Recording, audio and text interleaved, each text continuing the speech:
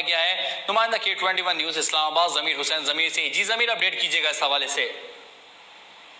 جی بالکل، سعودی عرب کے معاون وزیر دفاع میجر جنرل انجینئر طلال بن عبداللہ العتیبی پاکستان کے دورے پر اسلام آباد پہنچ گئے ہیں، اور باقاعدہ طور پر سعودی وزیر دفاع میجر جنرل انجینئر طلال بن عبداللہ العتیبی کا پرتپاک استقبال کیا گیا ہے۔ سعودی عرب کے معاون وزیر دفاع army chief general Syed Asim Munir سے جو ہے وہ ملاقات کریں گے، اور اس کے علاوہ جو ہے ملاقات میں پاک سعودیہ دفاعی تربیت سمیت دفاعی امور زیر بحث آئیں گے۔ میجر جنرل طلال بن عبداللہ العتیبی کی army chief general Asim Munir سے ملاقات میں دفاعی تعلقات کو مزید وسعت دینے پر بھی جو ہے وہ تبادلہ خیال کیا جائے گا۔ تو آج جو ہے وہ خصوصی طور پر جو ہے سعودی عرب کے معاون وزیر دفاع جو ہے وہ اسلام آباد پہنچے ہیں۔